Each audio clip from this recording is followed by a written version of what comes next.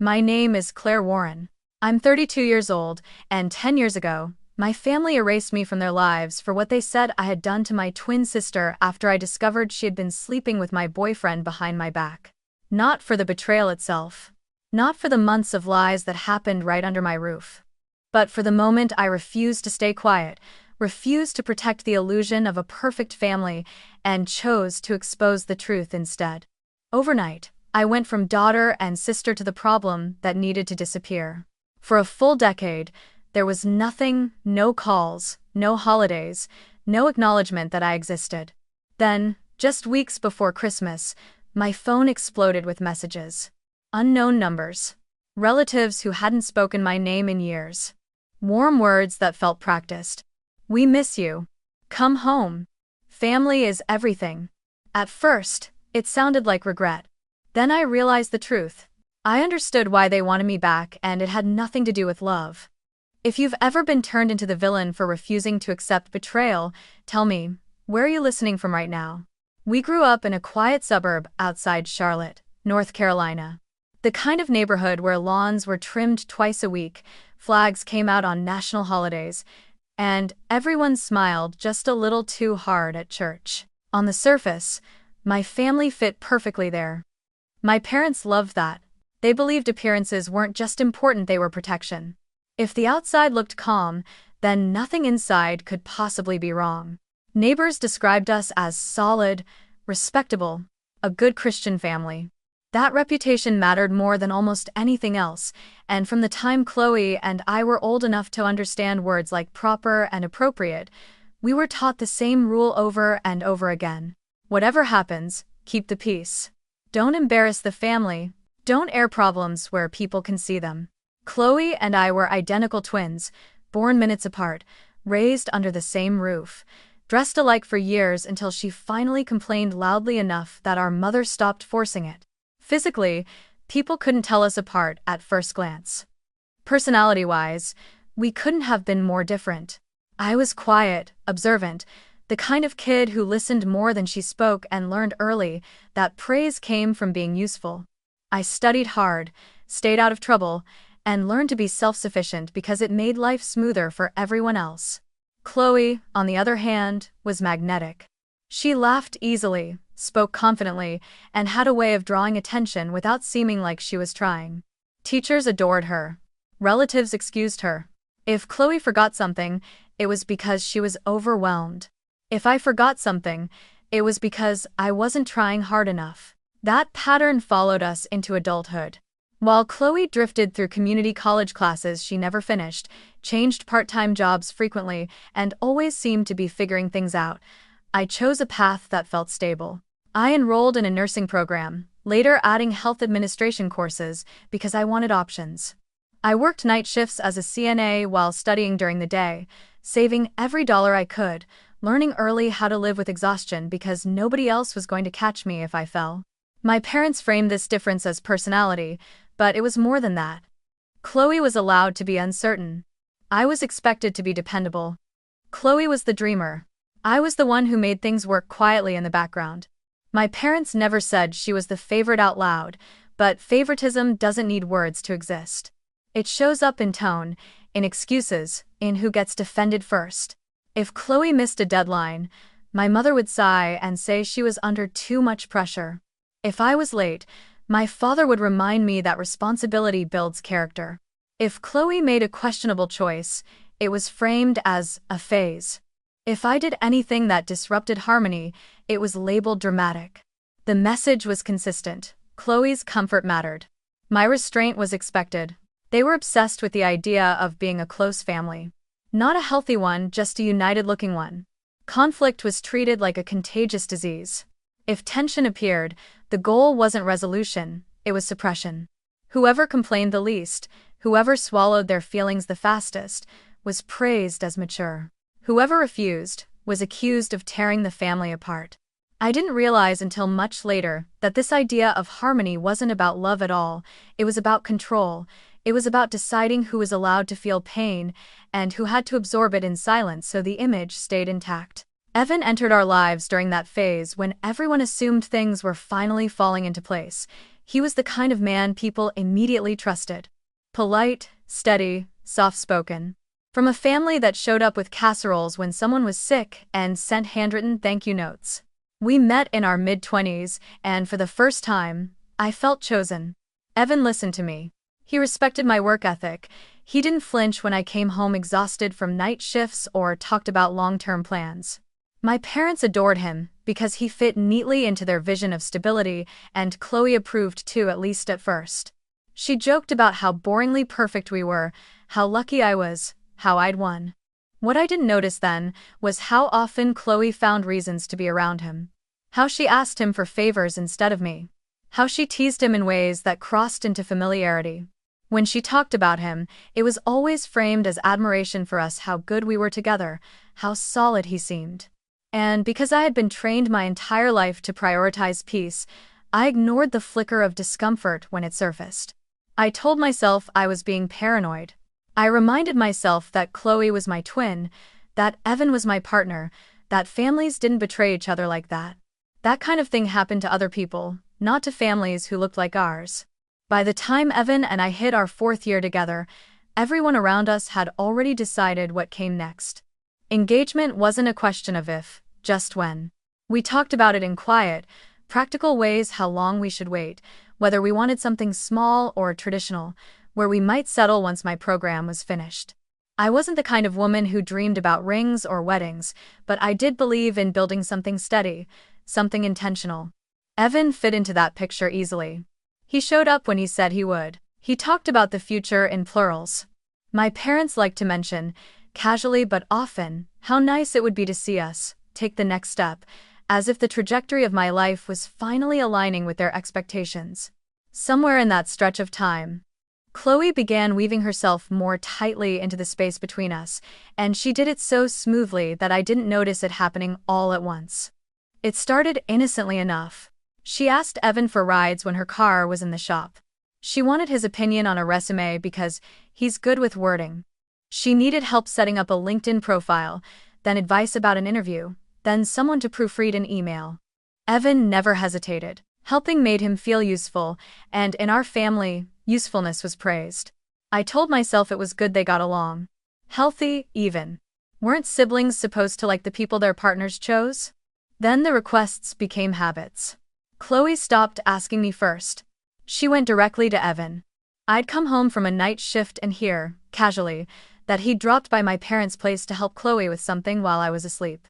When I asked why he hadn't mentioned it, he shrugged and said it didn't seem important. And because I didn't want to be the kind of woman who monitored her partner's movements, I nodded and let it go. I had spent my whole life being praised for not making waves. I wasn't about to start now. Small things began to feel off in ways I couldn't quite articulate. Evan started checking his phone more often, then turning it face down on the table. Notifications disappeared before I could register who they were from. When I teased him about it, he laughed and said I was imagining things. Chloe, meanwhile, began appearing places unexpectedly. I'd mentioned grabbing coffee with Evan later, and suddenly she'd run into us. I'd plan a quiet night in, and she'd call Evan directly with some crisis that somehow required his immediate presence.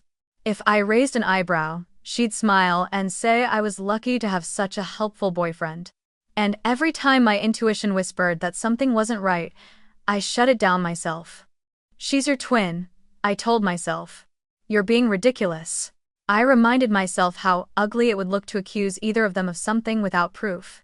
I pictured the fallout, the embarrassment, the way my parents would react if I stirred up conflict. The idea of being wrong and dramatic felt worse than the discomfort of being uncertain. So I chose the familiar route. I minimized, I rationalized. I blamed my exhaustion, my stress, my tendency to overthink. I gaslit myself better than anyone else ever could. The holiday season that year should have been comforting. Instead, it sharpened everything. We hosted Friendsgiving at my apartment, a mix of coworkers, old college friends, and family. It was loud and crowded and warm, the kind of night that looked perfect in photos. Chloe arrived late, dressed like she was heading somewhere more exciting, and immediately took control of the room. She told stories loudly, laughed harder than everyone else, and somehow always ended up seated next to Evan.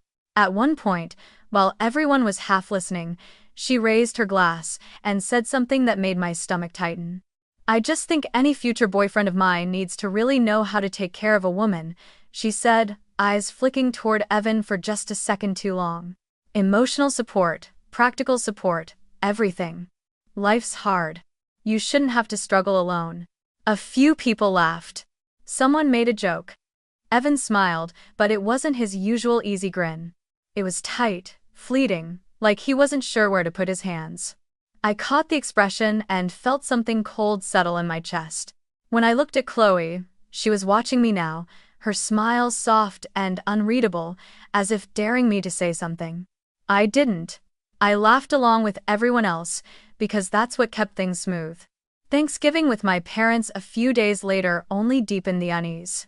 Chloe was there early, helping in the kitchen, wearing one of Evan's old sweatshirts that I didn't remember her borrowing. When I asked her about it, she said casually that he'd lent it to her when she got cold one night. Evan avoided my eyes. The rest of the day passed in a blur of polite conversation and forced cheer. My parents praised how close we all seemed, how nice it was to see everyone getting along. They said it like a blessing. I heard it like a warning. By the time December rolled in, Evan was suddenly busy in ways he hadn't been before. Late errands. Last-minute favors. Plans that changed without much explanation. When I questioned him gently, he assured me everything was fine, that I was reading into things. Chloe backed him up whenever the topic came up, joking about how paranoid couples get when they talk about engagement.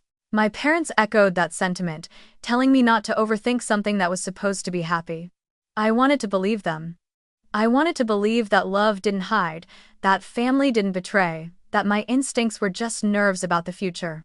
So I swallowed the doubts and focused on what I could control: my work, my schedule, my plans. I didn't know then that what I was really doing was training myself to ignore the truth. And by the time that truth finally forced its way into the open, there would be no gentle way to face it, no version where silence protected me the way I'd been taught it would. The night everything broke open was the night before the 4th of July. When the city was already buzzing with plans and fireworks and the quiet confidence that comes from believing tomorrow will be celebratory. My shift at the hospital ended early because staffing was unexpectedly cut, a rare stroke of luck after weeks of back-to-back night rotations. I remember walking out into the humid Carolina air feeling lighter than I had in months, thinking maybe I'd surprise Evan with takeout, maybe we'd sit on the balcony and watch early fireworks from a distance. It felt domestic in the safest way. Normal. When I pulled into the apartment complex, that feeling vanished. Evan's truck was parked in my assigned spot, angled slightly wrong, like it had been rushed there. My first thought wasn't suspicion. It was confusion. He was supposed to be working late. He'd said so that morning.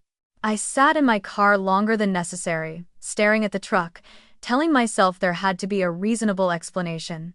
The front door of my apartment wasn't locked. That alone should have stopped me, should have triggered something louder than the soft unease already curling in my chest. Evan was meticulous about locking up. He teased me for double-checking the door before bed. I pushed it open slowly, my hand already cold against the handle, and stepped inside. The lights were low, the living room half lit by the glow of a lamp we usually left on for ambiance. And then I heard it, a laugh I knew too well. Chloe's laugh. Not the polite version she used with strangers, not the forced one she deployed around my parents when she wanted approval, but the real one. Loose. Intimate. The kind that only came out when she felt completely at ease. I froze in the entryway, my body reacting before my mind could catch up. My heart started pounding so hard I could hear it in my ears. Then her voice followed, clear and unmistakable, casual in a way that made my skin prickle. "She's always tired," Chloe said, almost fondly. "Always working. Always stressed. She doesn't know how to live.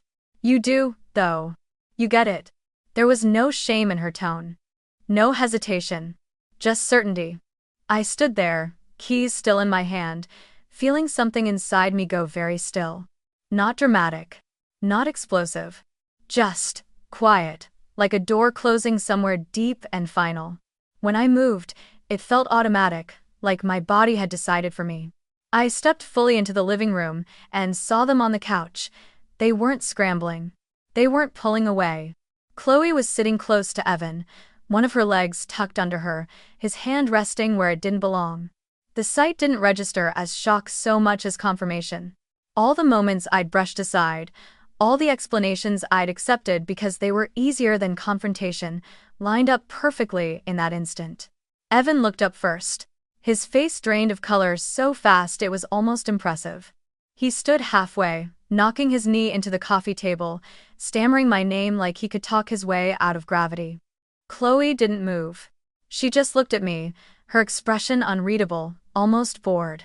As if she'd known this moment would come, eventually, and had already decided how she felt about it. No one spoke for a few seconds that felt stretched thin. I was aware of the hum of the refrigerator, the faint sound of a neighbor's television through the wall, the way my pulse thudded steadily without speeding up. I expected to feel something dramatic: rage, hysteria, the urge to scream, but what settled over me instead was clarity.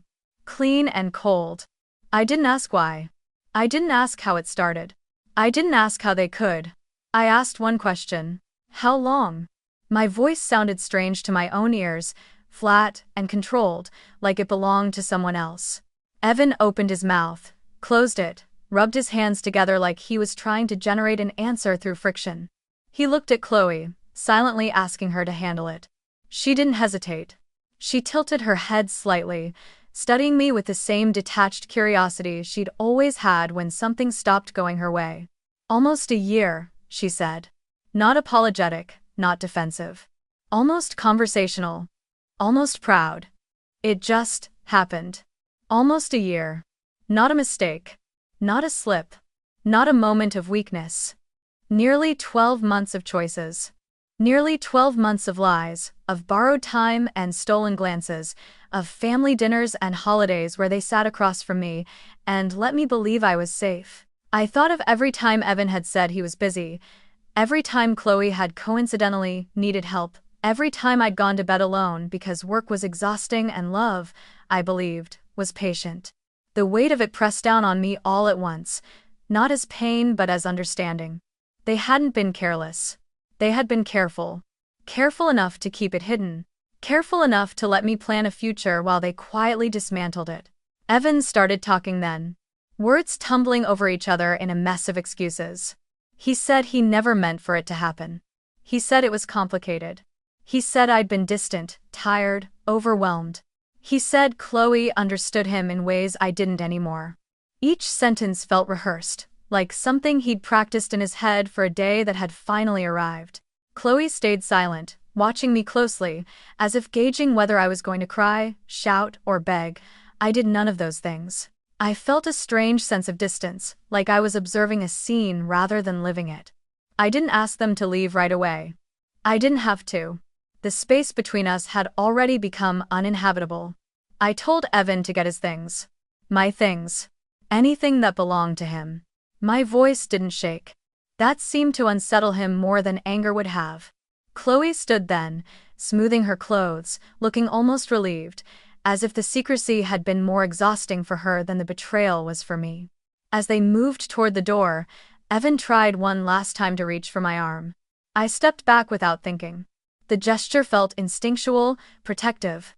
When the door closed behind them, the apartment felt too large and too quiet. I sank onto the edge of the couch where they'd been sitting minutes earlier and stared at the wall opposite me. I didn't cry. I didn't throw anything. I didn't call anyone. I sat there long enough for the sun to dip lower in the sky, long enough for the realization to settle that this wasn't just the end of a relationship. It was the beginning of something much more complicated. I knew, even then, before a single phone call was made or a single explanation was demanded, that when this story left my apartment and entered my family, it wouldn't be the truth that mattered most. It would be how quietly or how loudly I chose to carry it. I didn't scream after they left. I didn't throw his things off the balcony or collapse onto the floor like people expect in moments like that. What I felt instead was something sharper and quieter: resolve. Years of being trained to keep the peace, to absorb discomfort so others wouldn't have to, finally snapped into focus. I understood, with unsettling clarity, that if I stayed silent now, this story would be rewritten without me. Chloe would cry. Evan would apologize selectively. My parents would urge forgiveness. And, somehow, I would become the difficult one again. I sat there in my apartment as the sky darkened, opened my laptop, and made a decision that would change the course of my life and permanently mark me as unforgivable in my family's eyes. I gathered everything. Not out of spite, but out of necessity. I pulled up the messages Evan had archived but never deleted completely, the ones that synced to our shared cloud account because he'd been careless. Texts arranging meetups. Screenshots Chloe had sent him. Taken in my bathroom mirror, wearing my robe, smiling like she'd already won. Calendar entries labeled with neutral names that mapped perfectly onto hotel bookings near her part-time job. There was a photo, one single image that nearly made me close the laptop. The two of them on my couch, weeks earlier, grinning at the camera like teenagers, Evan's arms slung around Chloe's shoulders. My living room. My space. I stared at it for a long time, then saved it to a folder labeled simply, Truth. The first message I sent went to the family group chat, not just my parents, but aunts, uncles, cousins, the same people who had spent years telling me I was too rigid, too serious, too sensitive. The same people who praised Chloe's charm and told me to relax. I didn't write a long explanation. I didn't justify myself. I wrote 3 sentences. I discovered tonight that Evan and Chloe have been sleeping together for almost a year. I'm attaching proof because I will not be gaslit or rewritten as the problem. I will not be silent to protect appearances. Then I attached everything, the texts, the dates, the photo. I hit send and closed my laptop before I could second-guess myself. My phone started vibrating almost immediately, but I ignored it. Instead, I called Evan's mother. Her number was saved under Linda, and for years she had treated me like a daughter she'd already claimed. She was the one who talked about future holidays, about how proud she was of Evan for choosing someone steady. When she answered, cheerful and unsuspecting, something in my chest tightened. I didn't ease into it. I told her exactly what I had found, how long it had been going on, and who it involved. There was silence on the other end, then a sharp intake of breath. She asked me if I was sure. I told her I wouldn't have called if I wasn't. I didn't ask her to intervene. I didn't ask her to choose sides. I simply refused to carry the burden of secrecy for people who had shown me no such loyalty. The last step was the one my family would later describe as malicious, the one they would point to as proof that I had gone too far. Chloe had been interning at a small but well-connected PR firm that also handled real estate clients, polished, image-focused, obsessed with discretion. She had listed me as a reference months earlier without asking, using my credentials to borrow credibility the way she always had. Worse, she had used my name to secure favors, discounted rentals, access to properties, things that could have come back on me legally if they'd gone wrong. I forwarded an email to the firm's HR and managing partner, concise and factual, withdrawing my consent to be listed as a reference and documenting that my name had been used without authorization. I didn't insult Chloe. I didn't speculate. I simply protected myself. When Chloe finally called, it was less than an hour later. She didn't bother pretending to be confused. She screamed. She accused me of ruining her life, of humiliating her, of being vindictive and cruel. She said I'd destroyed her future over a mistake. That I was jealous, that I'd always resented her. I listened until she ran out of breath. Then I said the only thing that felt true. You destroyed it first. I hung up before she could respond. The fallout was immediate and explosive. My parents arrived at my apartment the next morning, faces tight with fury and something like fear. They didn't ask if I was okay.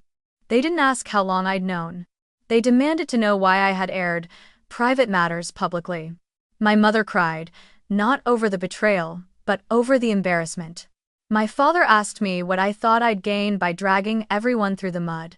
When I said I wanted the truth acknowledged, he scoffed and told me I'd handled it wrong. That there were better ways. Quieter ways. Ways that didn't make Chloe look bad. They used the word family like a weapon.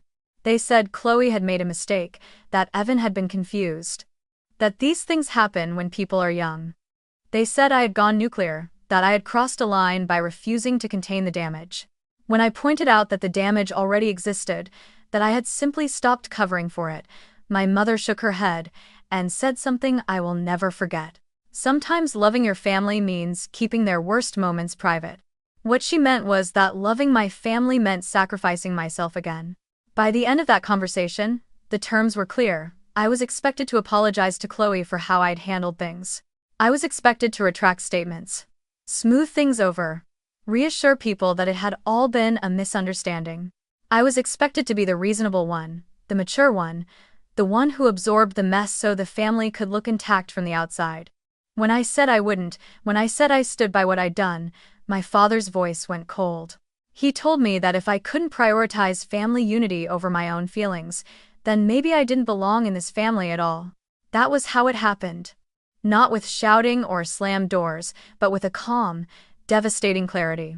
I was disowned not for betraying anyone, but for refusing to be betrayed quietly, for telling the truth out loud, for protecting my name, my boundaries, my future. In their version of events, what I did was unforgivable. And in mine, it was the first honest thing I had ever done for myself. The shift was so complete it almost felt rehearsed.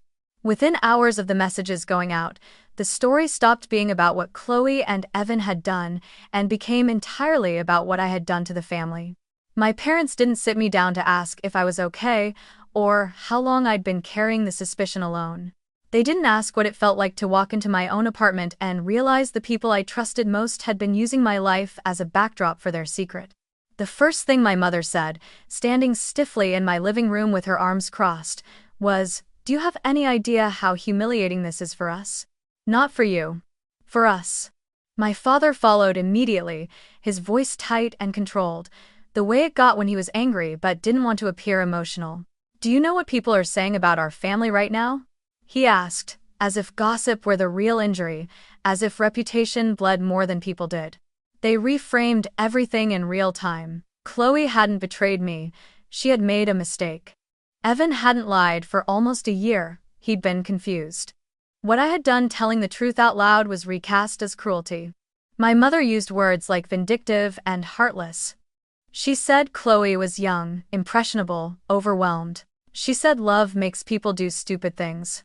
When I asked where that understanding had been for me, where the concern was for my life being dismantled piece by piece, she waved it away.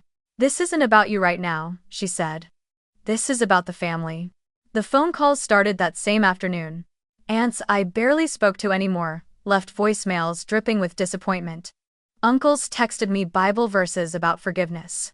Cousins messaged things like family is family and you only get one sister. Not a single one asked what it felt like to be betrayed.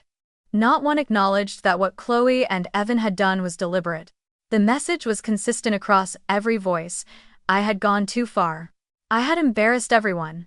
I was making things worse by refusing to let it go quietly. One aunt even told me I should be grateful Chloe hadn't sued me for defamation, as if truth became a legal issue the moment it stopped being convenient. My father called me late that night and asked me to come over the next morning. His tone suggested a negotiation, but the terms were already set. When I arrived, Chloe was there, sitting at the kitchen table with red eyes and a carefully curated expression of fragility. Evan was nowhere to be seen. Chloe cried as soon as I walked in, burying her face in my mother's shoulder. She didn't look at me. She didn't say my name. She just kept repeating that she never meant to hurt anyone, that things had gotten out of control, that she was terrified of losing everything. My parents hovered around her like she was made of glass. Then my father turned to me and delivered the verdict. "You need to apologize to your sister," he said. "Not for feeling hurt, but for the way you handled it. You made a private situation public. You damaged her future. If you care about this family at all, you'll fix what you broke." I stared at him, waiting for the part where he acknowledged that Chloe had broken anything first. It never came. Instead, he leaned forward and lowered his voice. "If you refuse to apologize, if you keep insisting on making this about you, then you're choosing to remove yourself from this family." I said no, quietly, clearly. I told them I would not apologize for telling the truth. I would not take responsibility for choices I didn't make. I would not pretend that silence was maturity. The air in the room changed instantly. My mother's tears dried up. Chloe finally looked at me, her eyes sharp now, calculating.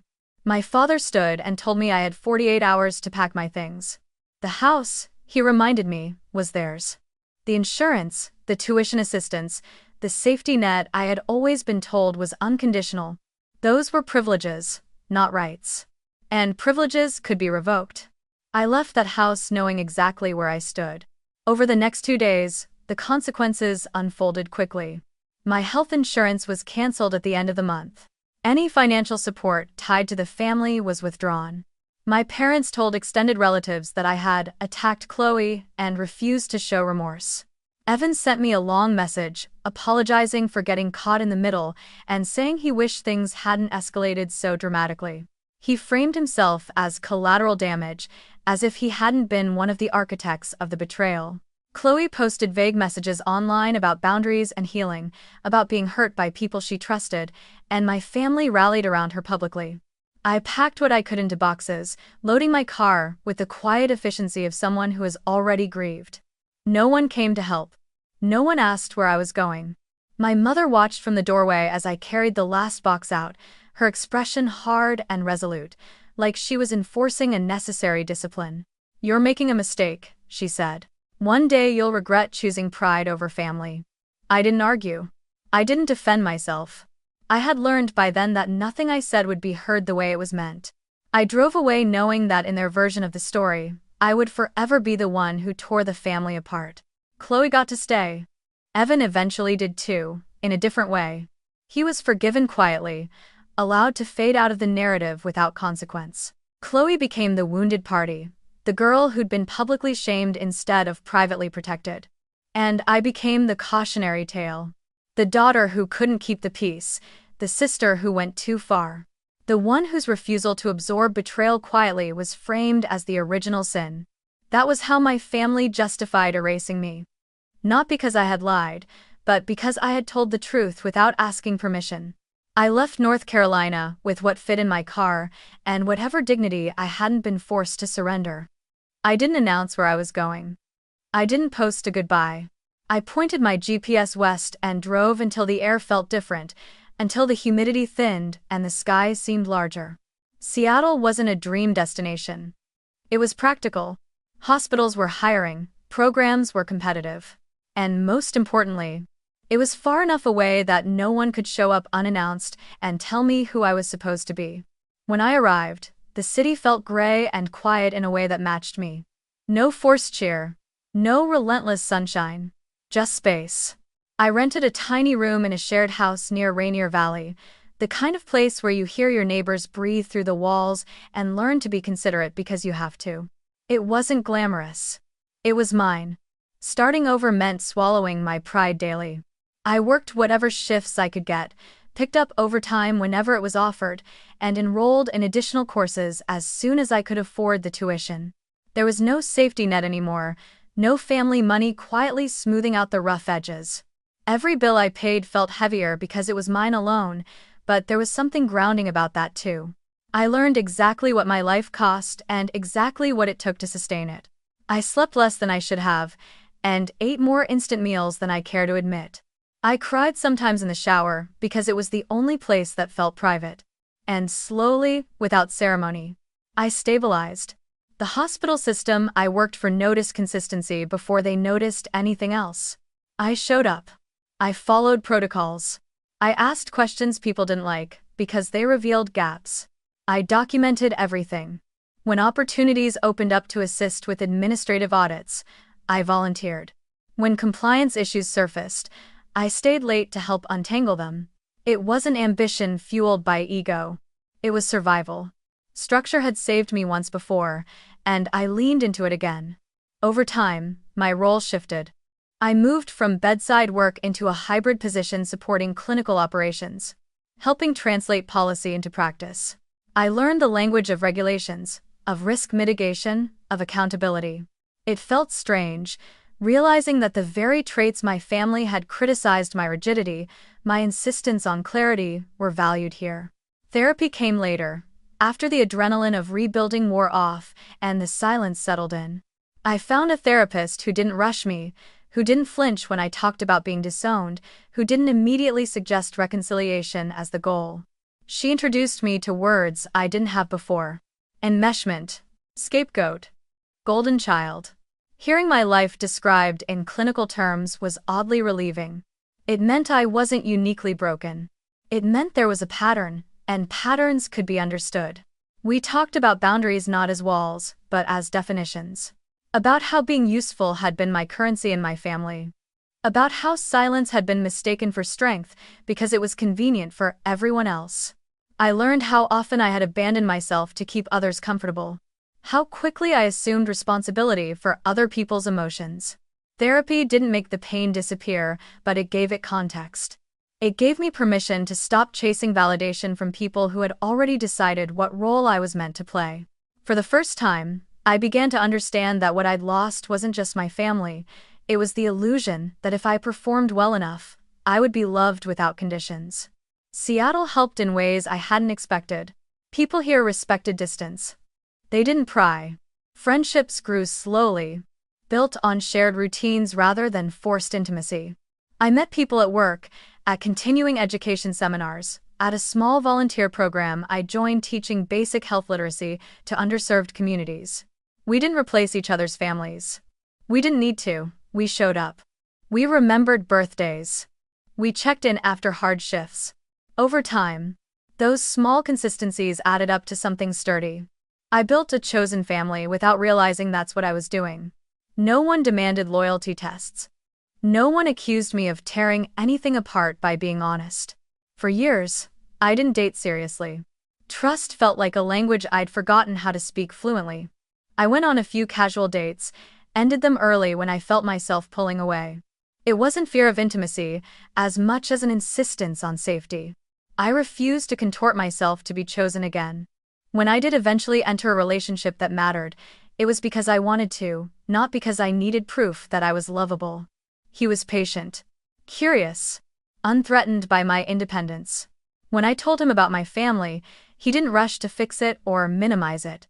He listened. That alone felt revolutionary.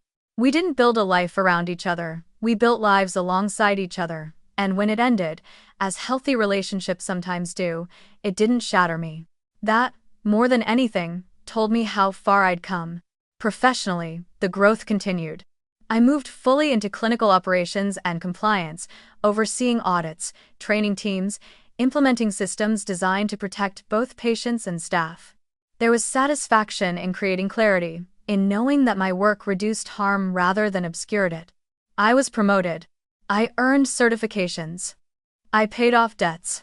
I moved into my own apartment with large windows and a view of trees instead of parking lots. I celebrated milestones quietly, often alone, sometimes with friends, always with a sense of earned pride that no one could take from me. There were moments, especially in the early years, when grief caught me off guard. Holidays were the worst.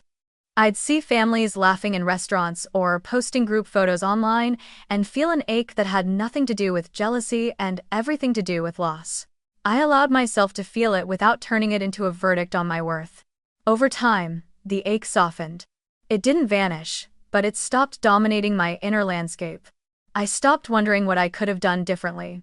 I stopped replaying conversations, imagining versions where I stayed silent and everything stayed intact. I understood now that intact didn't mean healthy, it just meant hidden. 10 years passed more quickly than I expected. A decade of small decisions, each one choosing self-respect over appeasement, clarity over chaos. By the time the messages started coming again, I wasn't the woman who'd been told to pack her things in 48 hours. I wasn't the daughter desperate to be seen as reasonable. I was someone who had survived being cut off and discovered that it wasn't the end of the world. It was the beginning of one that actually fit. So when my phone lit up with names I hadn't seen in a decade, when voices softened and nostalgia crept in, I listened without reacting.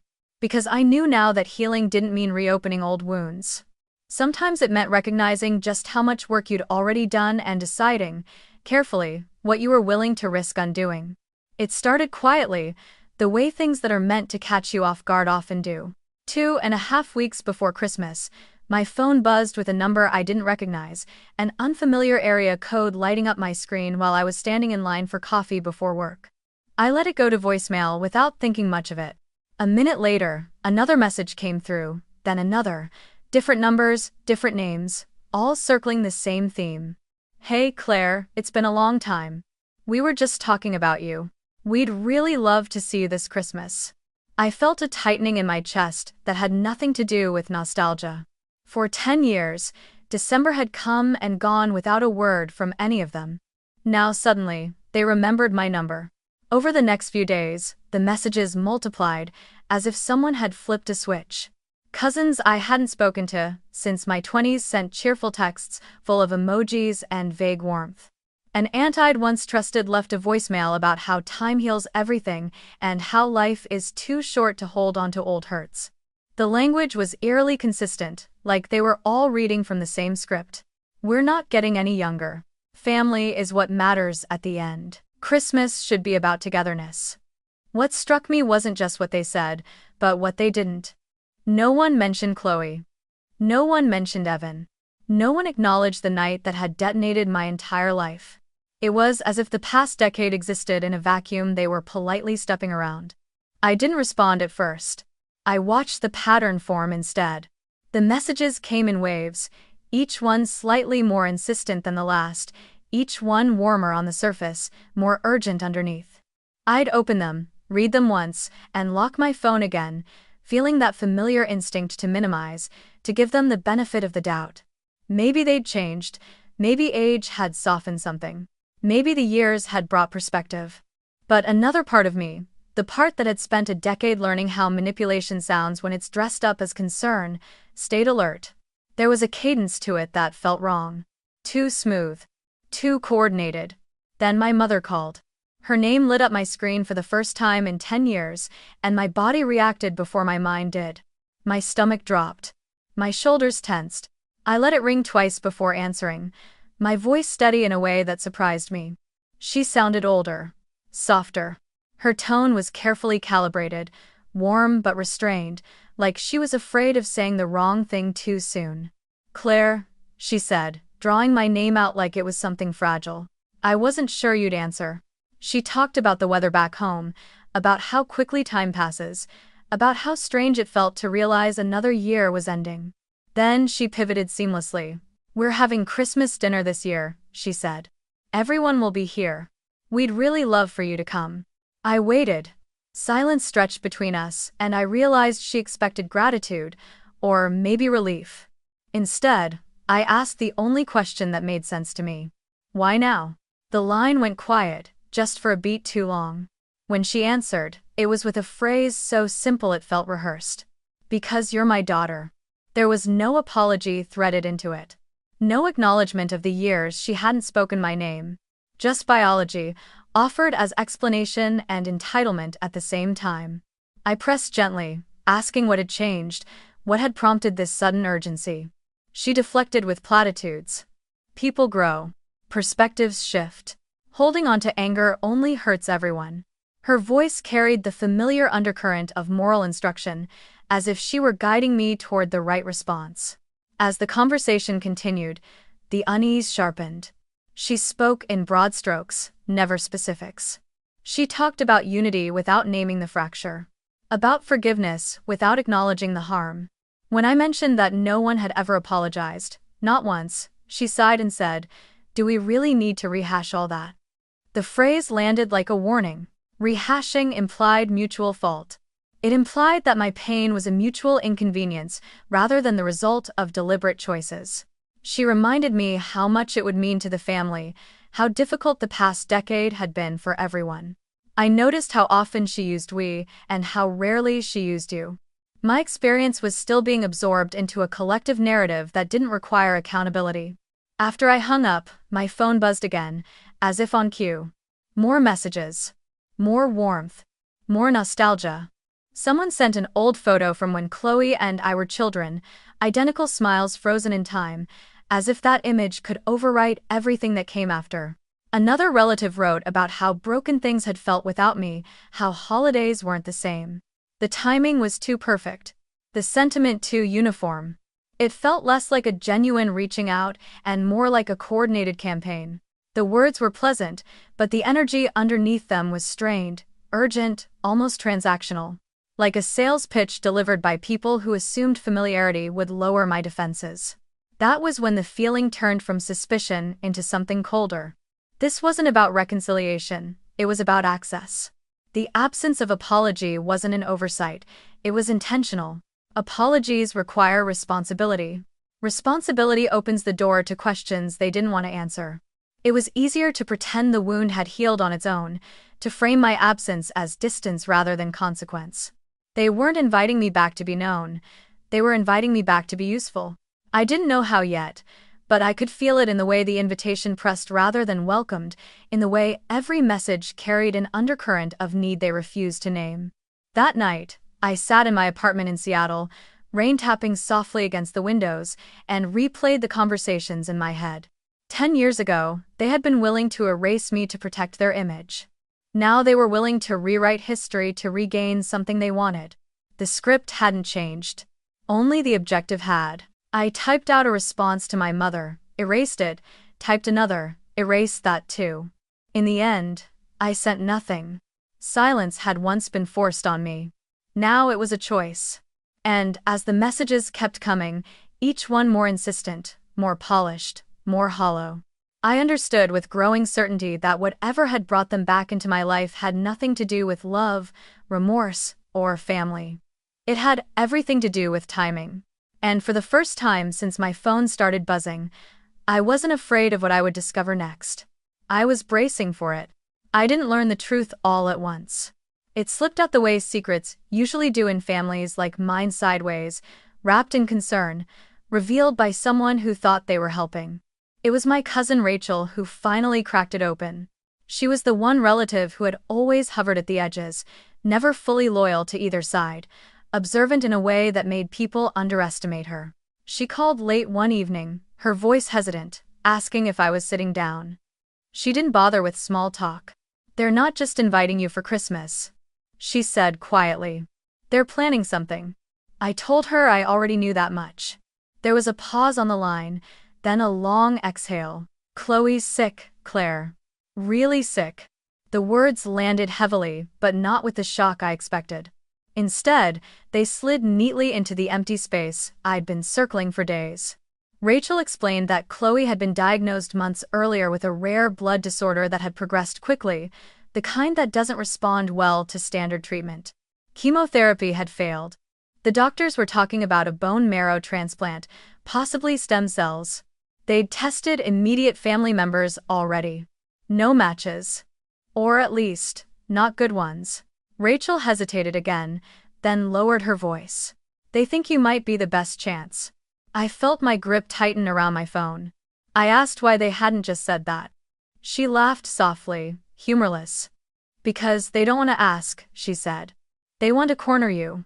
As she kept talking, the full picture came into focus. The Christmas invitation wasn't about reconciliation, it was about proximity. They wanted me back in the house, surrounded by familiar faces, softened by nostalgia and obligation, so they could bring it up when I was least prepared to say no. They'd rehearsed the language already, how they'd frame it as a medical formality, how they'd downplay the risks, how they'd appeal to my sense of duty. Rachel told me there was even a plan for the timing. Dinner first. Gifts. Laughter. Then a quiet conversation in the den about something important we need to talk about as a family. But that wasn't the part that made my stomach drop. It was what came next. "There's another complication," Rachel said carefully. "They're not entirely sure you're genetically identical anymore." I asked her what she meant, even though I could already feel the answer forming. She reminded me of something I'd almost forgotten, something that had hovered like a ghost in the background of my childhood but was never spoken about directly. Years ago, before Chloe and I were born, there had been rumors. Whispers about my mother and a coworker. A period of separation my parents never acknowledged publicly. Nothing ever confirmed, nothing ever addressed. Just enough doubt to fester quietly. "They never brought it up again," Rachel continued.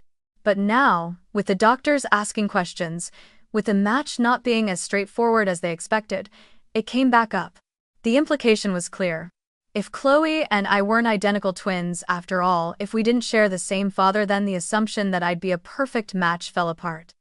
Which meant they needed proof. They needed DNA confirmation. HLA typing. Tests that would answer medical questions and reopen family secrets all at once. They're calling it a formality, Rachel said. But it's not. They want answers. And they want them from you. I sat there long after the call ended, staring at the darkened reflection of my apartment window. The rain had picked up, streaking the glass like tears I wasn't shedding. It was all so painfully consistent with who they'd always been. They weren't asking for my consent. They were engineering my compliance. The sudden warmth. The collective script. The refusal to apologize. None of it was accidental. They didn't want to risk a direct request because a direct request could be refused. Instead, they were setting a stage where refusal would look monstrous. What kind of sister wouldn't help?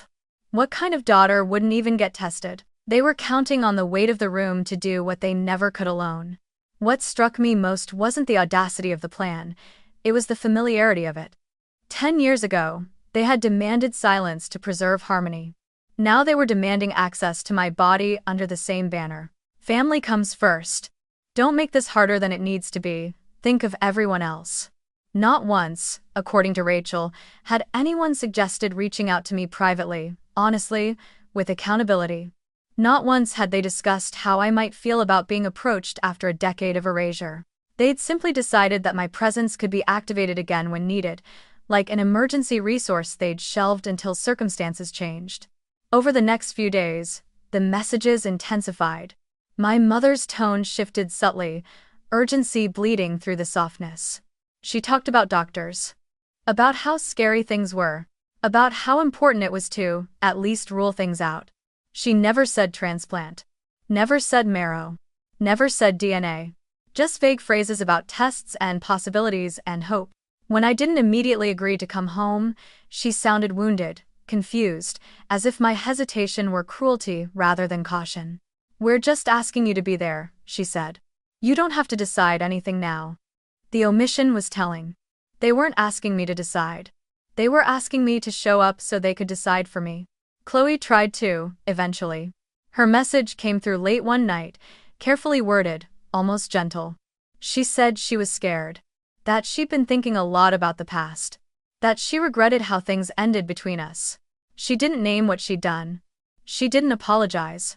She wrote instead about how life changes you, how illness puts things into perspective. And then, almost as an afterthought, she mentioned the tests. "They think it might be easier if we're together for that part," she wrote. Together. The word felt invasive. Presumptive. Like she still believed she had a claim on me simply by proximity. That was when the final piece clicked into place. This wasn't about saving Chloe alone. It was about controlling the narrative, no matter the outcome. If I was a match and refused to donate, I'd be painted as heartless. If I wasn't a match, the family could quietly confirm or deny old suspicions about paternity without ever having to confront the emotional cost of those questions. Either way, they benefited. Either way, my autonomy was secondary. They weren't inviting me to Christmas because they missed me. They were summoning me because they needed answers, resources, leverage.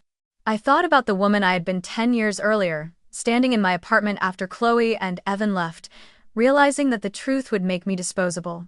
I thought about the years I spent rebuilding from nothing, learning how to exist without their approval. The idea that they now felt entitled to my body, my genetics, my presence, because blood suddenly mattered again, made something harden inside me. Not anger, not bitterness. Clarity. The same clarity I'd felt the night everything fell apart. When Rachel called back to check on me, I thanked her for telling me the truth. "They won't say it out loud," she warned. "They'll dress it up as love." I told her I understood. After we hung up, I turned my phone face down on the table and sat with the knowledge that had finally surfaced. The trap wasn't Christmas dinner. It was the expectation that I would sacrifice myself again, this time not just emotionally, but physically, so they wouldn't have to face the consequences of choices they still refused to name. Chloe called me 3 nights after Rachel told me the truth. No build-up, no warning, just her name lighting up my screen. 10 years of silence compressed into a single vibration. I stared at it longer than I needed to, aware of how my body reacted before my mind did, the old reflex to brace, to prepare for impact. When I answered, her voice was thin, almost fragile, stripped of the confidence I remembered. She said my name softly, like she was testing whether she still had the right to say it. Then she apologized. Not the vague, slippery kind of apology she'd always used, but a real one, halting and awkward, full of pauses.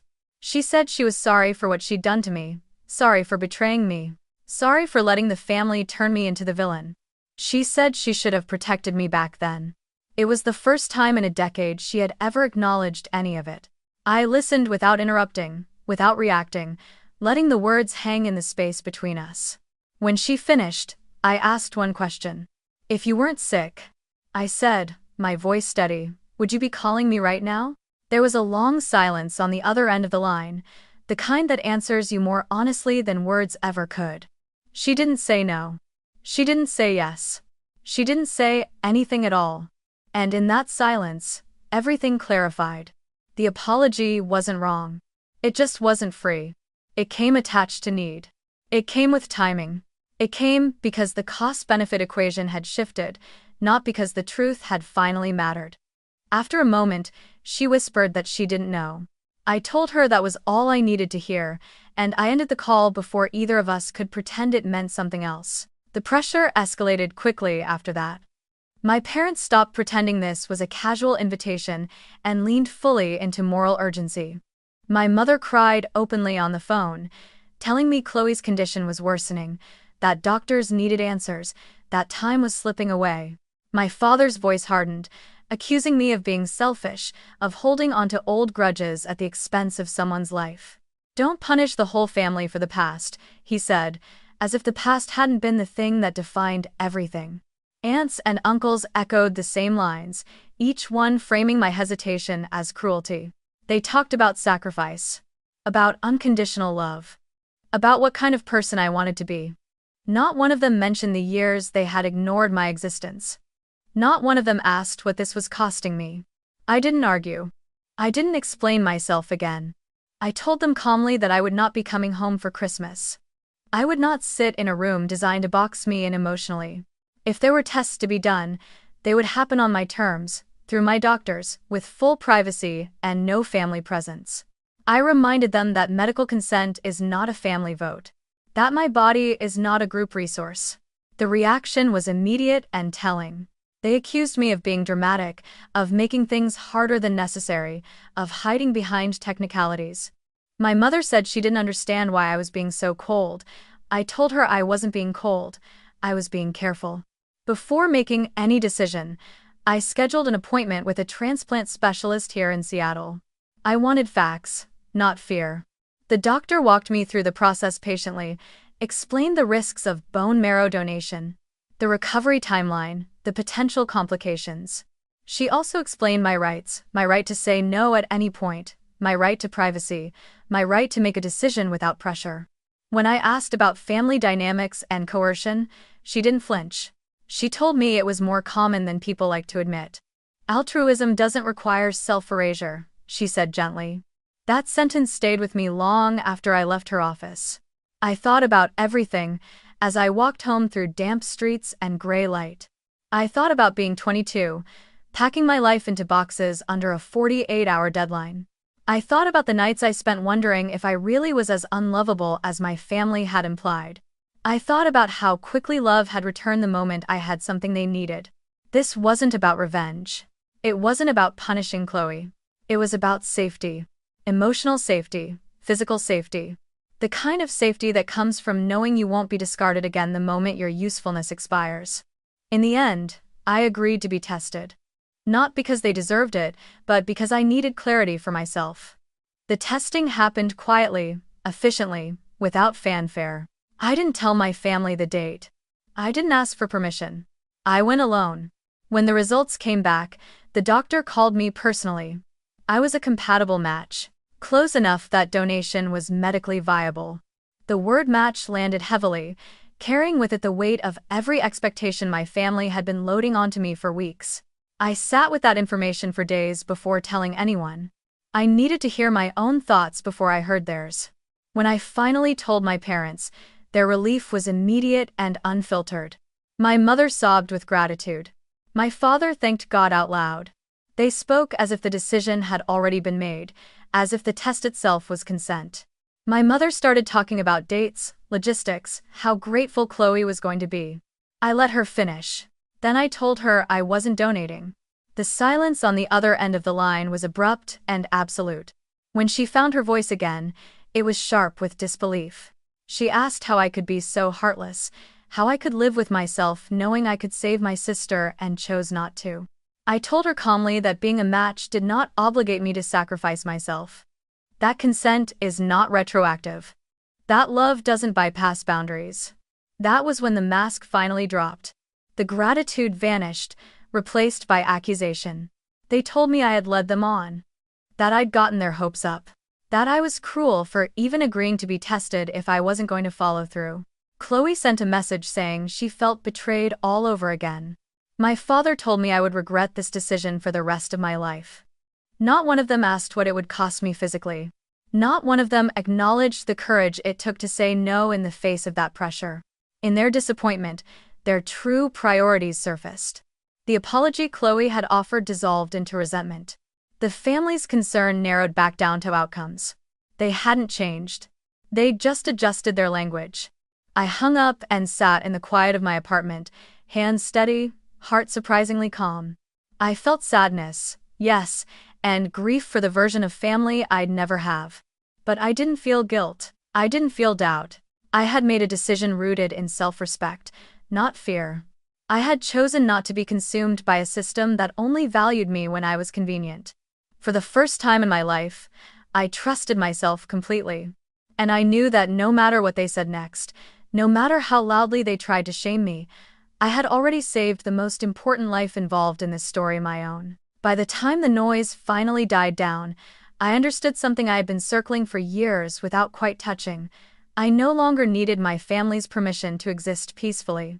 For most of my life, I had believed that being acknowledged by them, being understood, forgiven, welcomed back was the final step to feeling whole.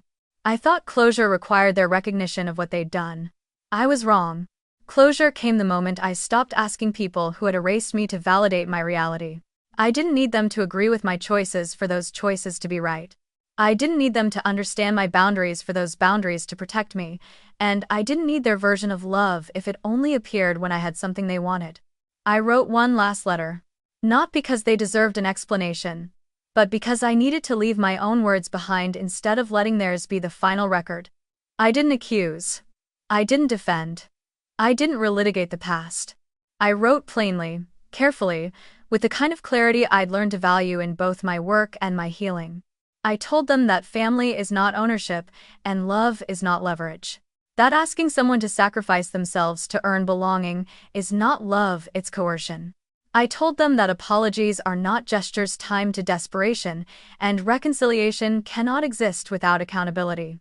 I wrote the sentence I had carried quietly for years: kinship is not biology alone. It is respect. Then I told them I was choosing to live a life that honored my safety, my dignity, and my truth, and that this would be my final communication. I wished them well, not because I felt generous, but because I felt free. I sent it and didn't wait for a response. Life didn't transform overnight, healing rarely does. But the days that followed were calmer in a way that felt earned rather than fragile. I returned to therapy with a new steadiness, no longer questioning whether my boundaries were too harsh or my decisions too final.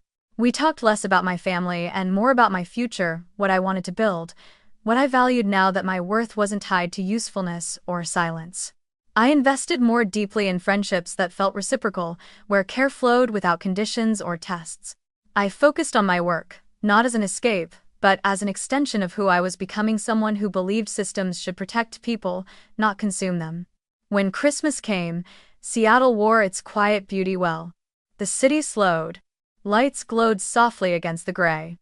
I stayed home that morning and cooked for myself, something simple and intentional.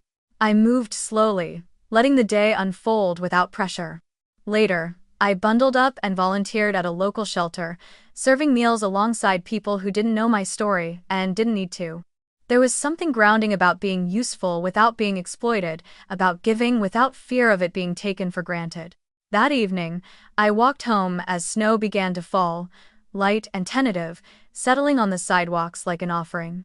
I stood on my balcony for a while, listening to the hush it brought with it, feeling the kind of fullness that doesn't require witnesses. I thought about what I used to believe that I was missing something essential because my family wasn't there. Standing in my apartment, warmth behind me and winter stretching quietly ahead, I realized the truth was simpler and kinder. I wasn't missing anything. Something had been taken from me once, yes, belonging, safety, the illusion of unconditional love. But I had rebuilt. I had replaced what was taken with things that fit me better. I had chosen people who didn't ask me to disappear to make room for them. I had chosen myself. If there's one thing this story taught me, it's this. Real family doesn't require self-erasure. It doesn't demand silence in the face of harm or sacrifice as proof of loyalty. A real apology names the wound, it doesn't skate past it with time-worn phrases about moving on. And boundaries aren't acts of cruelty, they're acts of respect, both for yourself and for the truth of what happened. Walking away doesn't mean you didn't love deeply enough. Sometimes it means you finally loved yourself enough to stop bleeding quietly. If any part of this story felt familiar, if you've ever been turned into the villain simply because you refused to accept betrayal or dared to tell the truth, you're not alone. And I'd really like to know, where are you listening from right now?